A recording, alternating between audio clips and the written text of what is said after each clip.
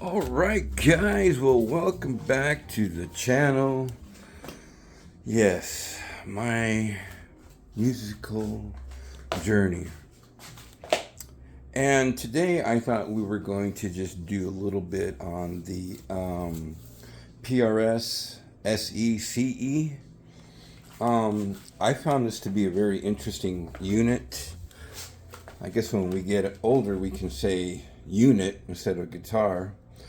But I was interested in just trying to get a readout of the pickups, considering they're not your standard 8515, which I completely don't really. I've never liked those pickups. In fact, when I had a PRS S2, I really liked the guitar. I mean, it had a beautiful body, really nice wood. Really nice guitar, but I couldn't get around those pickups, man. They were just really kind of harsh to me, very brittle, treble.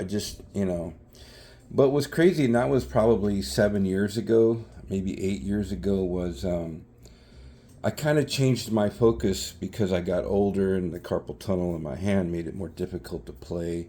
I started to change my focus on fret work, intonation, neck relief, and I invested more on understanding capacitors and wiring and soldering. And so that's been very beneficial to me because I wish I would have started that earlier. Maybe I would have kept the S2, which was a very nice guitar, and just changed the pickups. But that really wasn't my focus.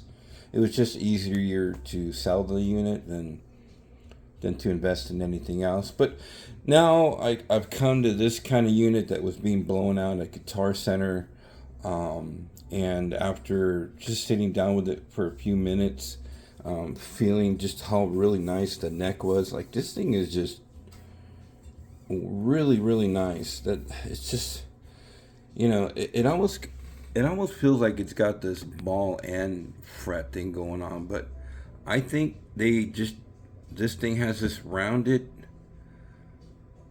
fretboard, and the fretwork is just immaculate on this. And I don't think everyone was like that. And the ones that I picked up prior to that were just kind of very rough, and didn't feel anything like this. So I never gave it a second thought. The only reason why I even picked this up was because it was on clearance. So, but it wasn't very disappointing after that. So, enough of that jibber jabber. This is the neck pickup right here. Not the neck, the bridge. I'm sorry. This is the bridge pickup reading. So we're at like 77. That's an interesting number. Full volume, full tone. Here's the middle. So 3.69K. And then the neck is at a 6.92. So not too far off from the bridge. When we coil tap it,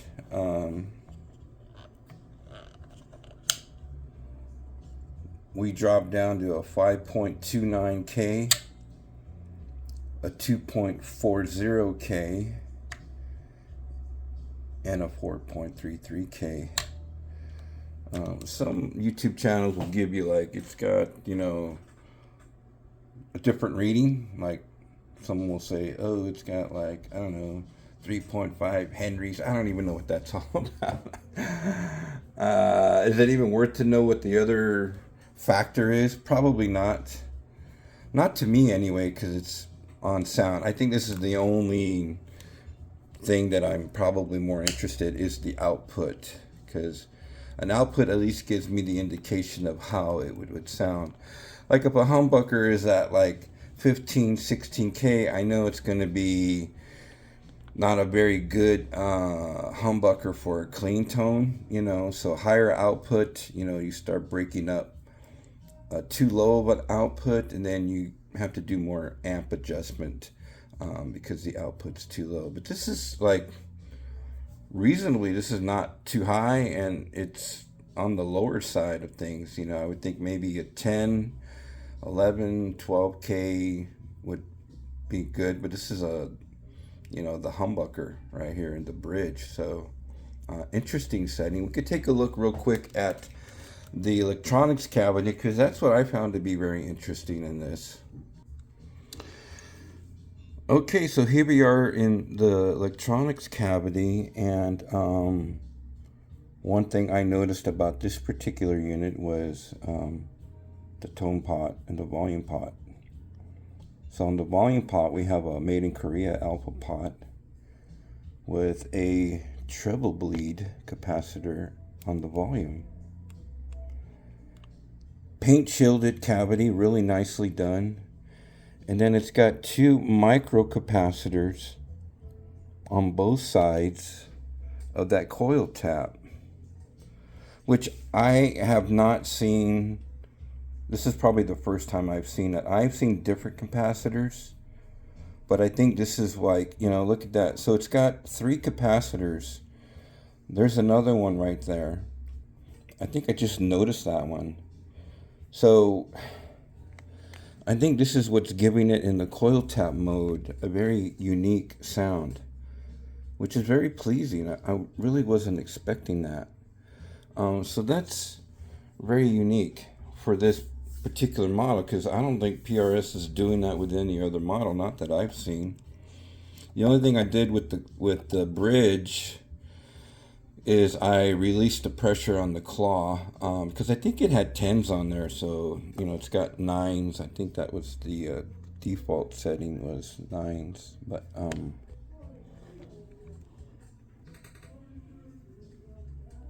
yeah. So there's definitely another capacitor down there, which is interesting. But really nice. I did readjust the selector to be more of an angled. So when I'm playing, when you're playing guitar right here, I angled it so it's not up and down. I want it to have motion, so when you're jamming, you can boom, right away. So I angled that to be more out of an angle when you're kind of strumming. But overall, I mean, that was one adjustment. I did do an adjustment to the neck. It had way too much relief, so I straightened that out.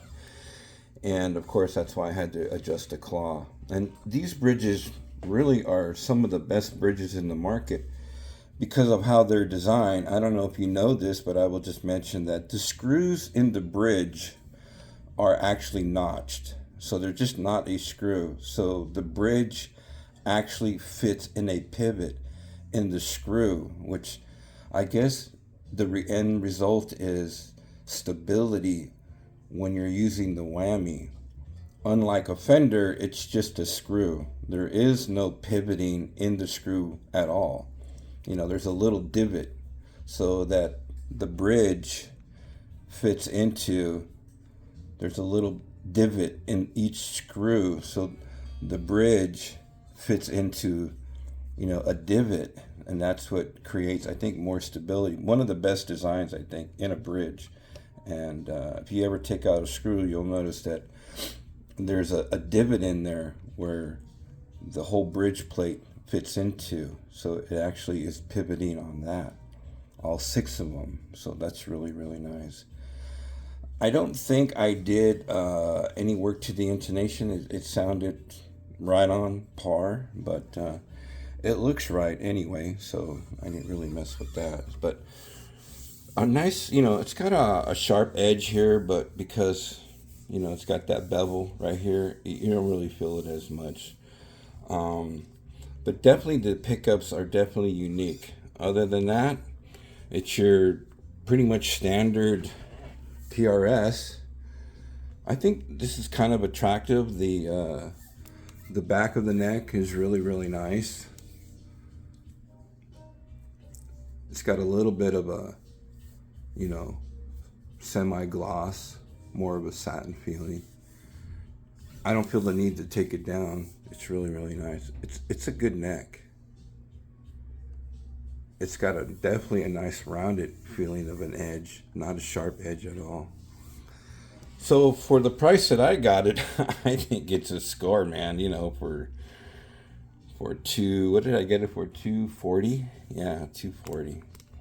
But let's plug it in. Let's take a listen to this a little bit. All right, well, welcome back, guys. We went from the workbench to the bedroom studio, and now we're going to do some sound test. We are running in stereo with the THU.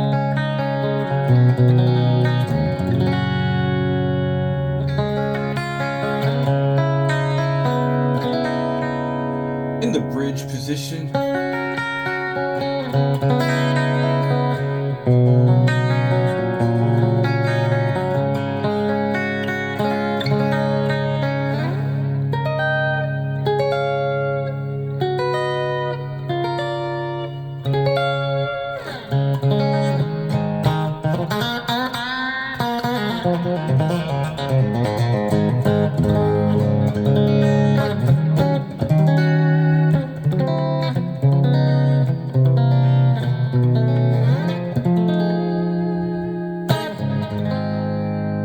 Very nice feeling. This neck feels really, really good.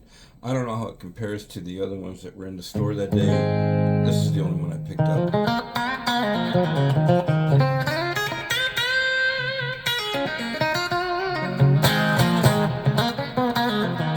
Are they the best pickups in the world? Absolutely not. But for what I paid for this guitar, I tell you, I got no qualms whatsoever. And we can only go up from this point, definitely. But is it necessary? No, because with as many guitars as I have, absolutely not.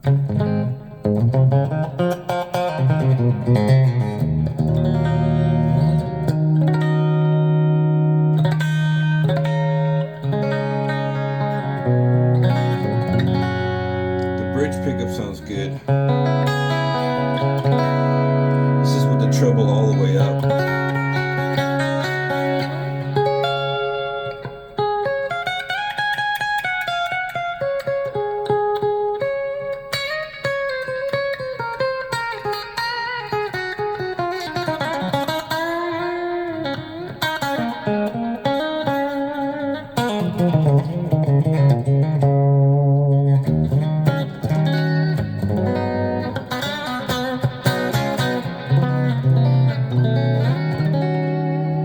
Definitely got good bass response. Not too tinny for a bridge pickup. So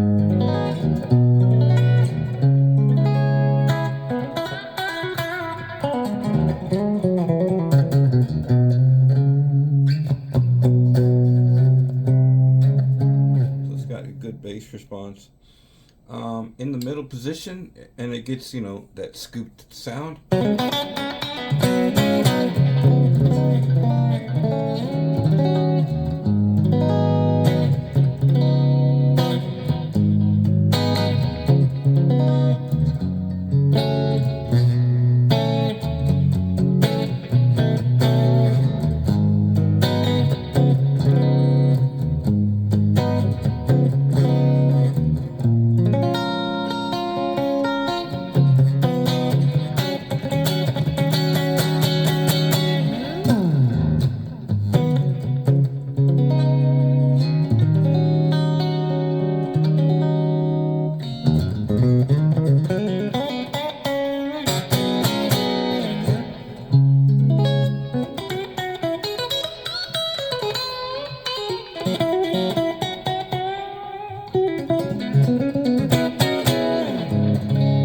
Very nice sounding guitar for the money. I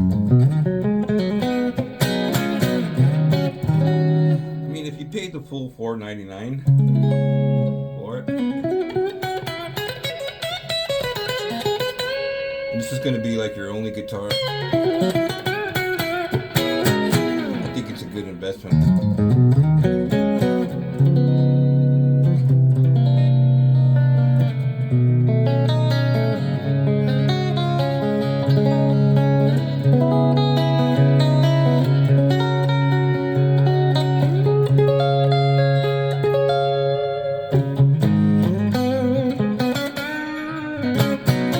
So that's the neck.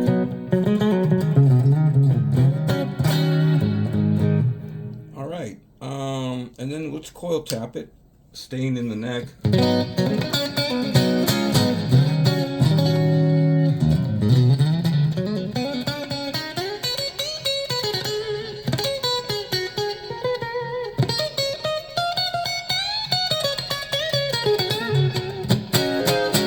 I'm a firm believer that the capacitors, the way they have it, is really creating that tone.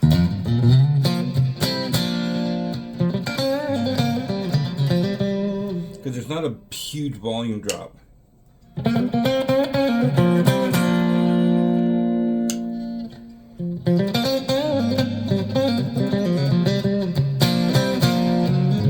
Like some coil taps, man, as soon as you tap that, man, the volume drops, you know, significantly.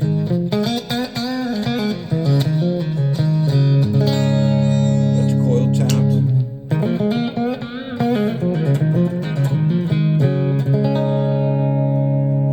That's regular coil tap.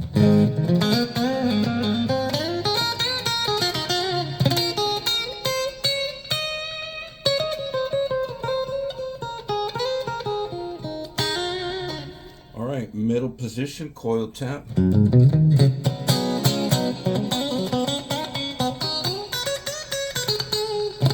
can hear that twang.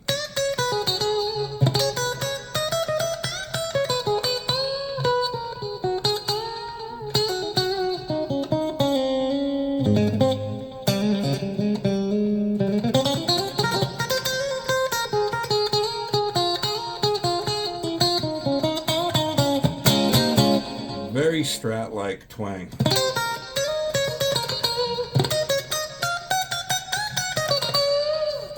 One of the few guitars that I have really heard do that very well. And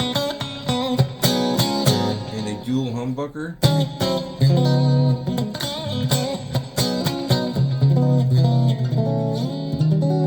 I think it would be safe to say you're getting more of not only a dual humbucker tone, you know, with that Gibson Les Paul tone, which is a mix between that and a PRS, but you're also getting a Fenderish tone.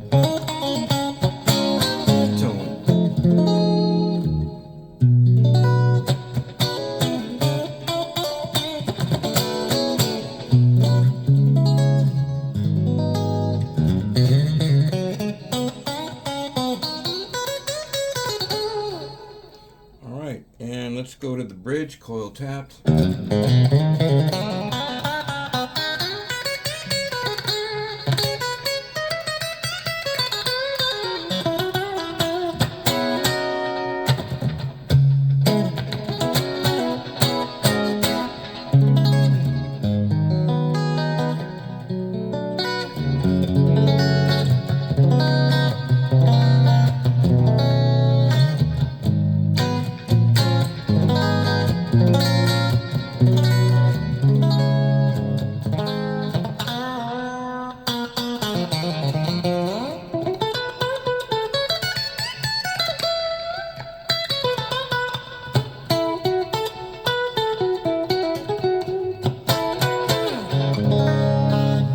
So supposedly it has a 10-inch radius, and sometimes it feels like it's more like a 14. So if you're not used to playing on a flat radius, which is not everybody's comfort zone, sometimes when I'm playing a 12-inch radius, it feels actually a little bit more comfortable. This feels very flat to me. I'm a little bit thrown off by the radius and the feeling of it. So if there's something where this feels actually wider than a 10-inch, it really does.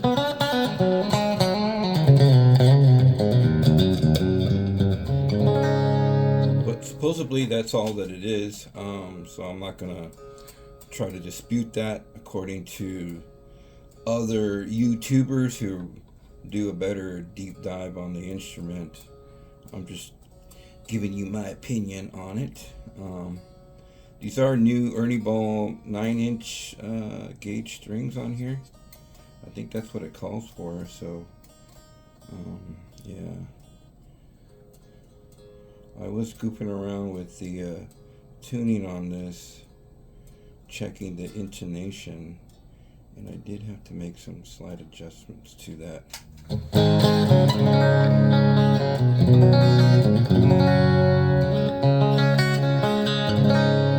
let's go back into the full-blown humbucker.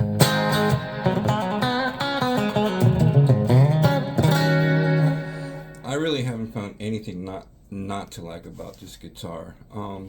Let's throw on a little bit of distortion. Let me just double check the volume so we don't get thrown way out there. Hold on. Okay, that might be right.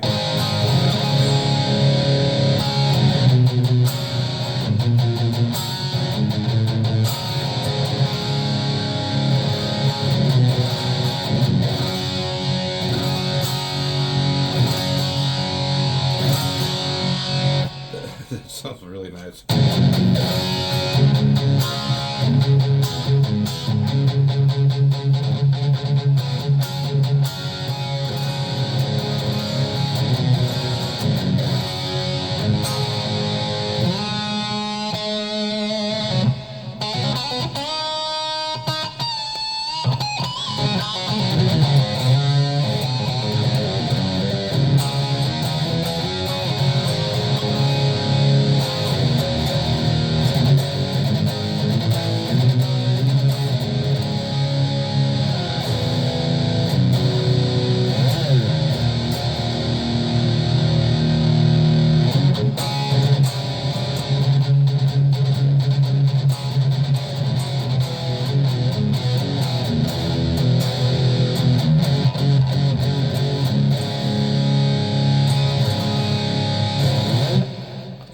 Definitely you can do anything with this guitar. I don't really care. I think whatever music you're into, country, rock, metal, hard metal, I think it covers all of it.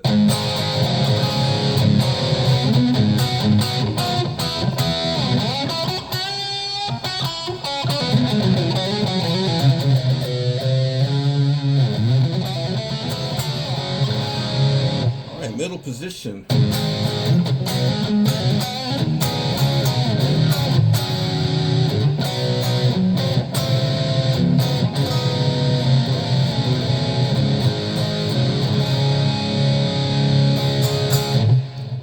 One of the nicest things I've noticed about this guitar with that noise bleed circuit, whatever it's doing, is when you cut down on the volume.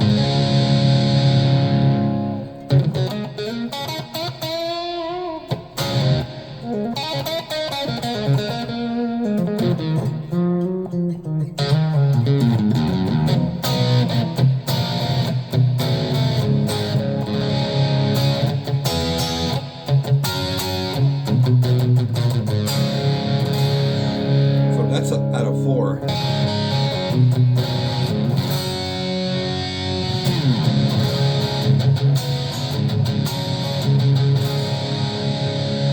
Still in the middle position.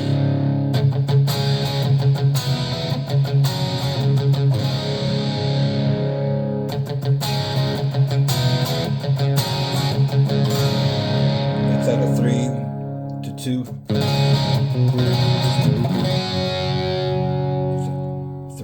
2.5.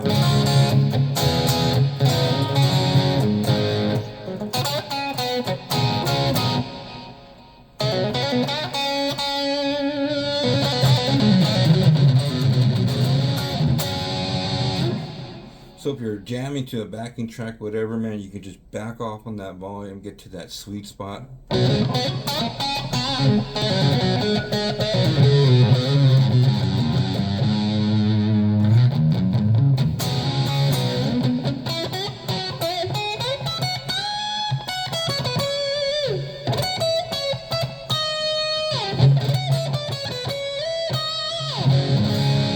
right, neck.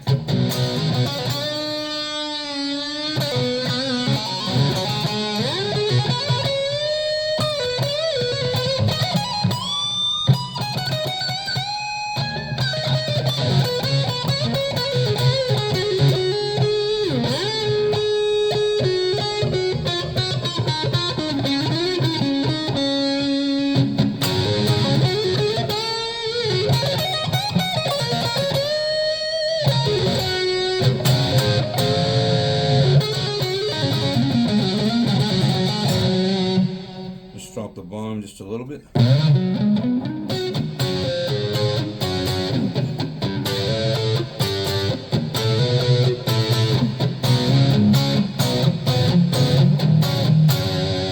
So it cleans up really, really nice.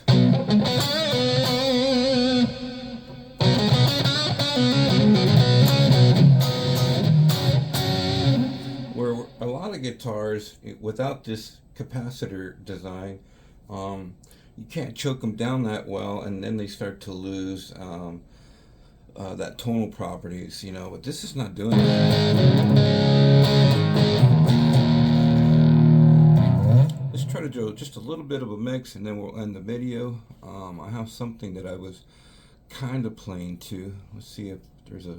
Let me just double check that the mix is okay. So on the clean sounds, it's really nice. It's just got a good balance. A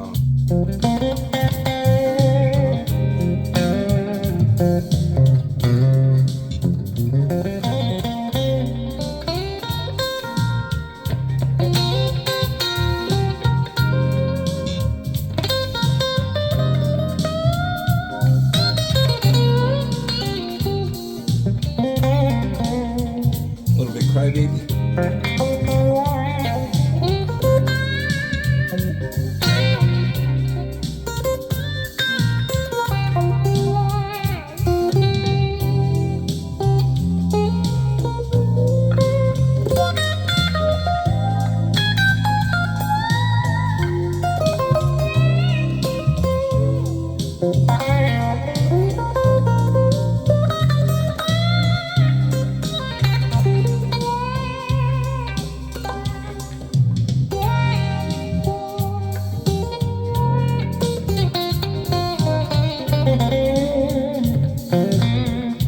If I coil tap that and go here, it sounds really nice. A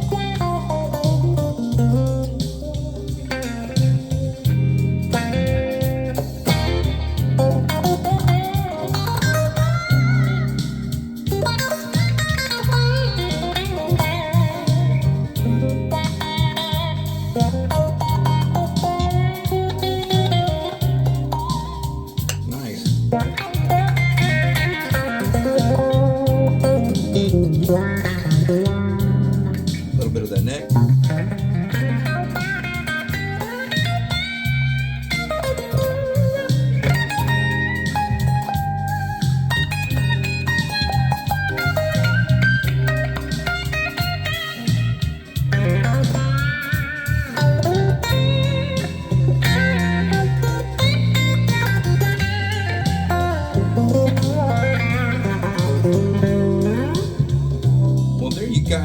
There you go, guys.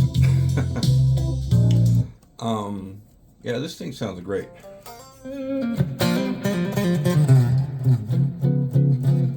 hope that was informative. I was really not expecting to like this guitar, and it just turned out to be a wonderful experience.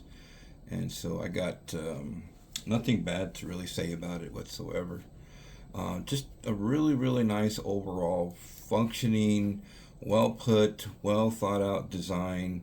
And I just thought that, you know, when I saw it being blown out, I was like, wow, that was a pretty cheap price. So, you know, it would be nice to just pick it up and play it and see what's going on. And then when I brought it home and checked everything out, made the adjustments, yeah, it's like, you know, I wasn't really expecting it to play and sound and to have all of those different types of tonal properties. So it was really nice, and and with just some very minor adjustments, this thing definitely is a very enjoyable guitar, considering that it has this, you know, very much satin finish over this mahogany body. I'm pretty sure that that adds a little bit to that, because definitely the wood is breathing a lot better. It's not encapsulated by a heavy gloss, and it definitely looks like a three-piece. Because I can see, I think I see three pieces. Yeah, there's one here, and I know maybe it's two pieces, but I know there's a piece there. Sometimes it's hard to see the seam, and yeah, I can tell it is a three-piece body. The neck is definitely a two-piece. There's the other half. There's the whatever the hell you call that. That's a brain fart right there. I should know what that is. The joint there. But nice neck, nice overall body. So yeah, I got no qualms about it. And what's funny is, with this particular truss rod, it's not your normal, Allen wrench truss rod, but it just so happened to be that I had saved the actual little wrench for a PRS guitar, because in the gig bag that I got the official gig bag with this too. They didn't come with the tools, so luckily I had the little adjustment wrench for this particular nut on the truss rod. And that is definitely something you want to have, because when I took off the truss rod cover, I was like, oh shit, I hope I have that, and sure enough, I had one, so that was very nice. Well, there it is, guys. So this is the PRS CESE, and I think this is a good guitar for what I got it for. Yeah, maybe I wouldn't have paid $4.99, but if you find them used and you go through it and you find out this is something you like, I would definitely buy it. And hopefully nobody's messed with it and it's all original. I think it's a winner chicken dinner all day long, guys. Really surprising tone on the coil tap, and I think those capacitors have a lot to do with all of that for sure. Pickups are really good. There's really no need to change them for what it is, but yeah, you could definitely load in some Seymour Duncans and whatever, but with that, then you're totally changing the environment right here, and you're definitely changing how the coil tap's going to react to that, because this is all designed to work together. So when you start messing around with that, then you're going to run into something quite different, and you may not even like that. So you got to be careful when you start goofing around with shit. Trust me. It doesn't always work out. Just because you throw in some Seymour Duncans or something, then you're already used to wanting a particular sound and not this sound. Because in that coil tap, yeah, the pickups, they break up really well, and there's not a huge volume drop, and they sound really good and spanky, very Strat-like. So that's very nice. And this particular neck, man, shit, it's great. I thought this was, man, I couldn't believe they were blowing this out like, and it just so happened to be, it was just for me, yeah. So that's very nice. All right, well, thanks for hanging out, guys. Thanks for joining me. Thank you to those who subscribe to this channel. It's not promoted. This is also from just my personal inventory of me wanting to look back in time and think about just what it is I was thinking about, what it is I liked about the guitar. So this really is my personal journey through music, and thank you for subscribing. Tells me that you're interested in some of the things that I talk about. I'm definitely, not like the other channels. I don't really do things on a very sophisticated level. I record with just earbuds and my cell phone, but I do use some pretty good DSPs, and I do have some really nice equipment to play through, so the sound is usually a lot better than other channels. And so, yeah, leave your feedback. Let me know what you think, good or bad, yes or no, whatever. Anyway, thanks for joining me today, and have a blessed week. Thank you.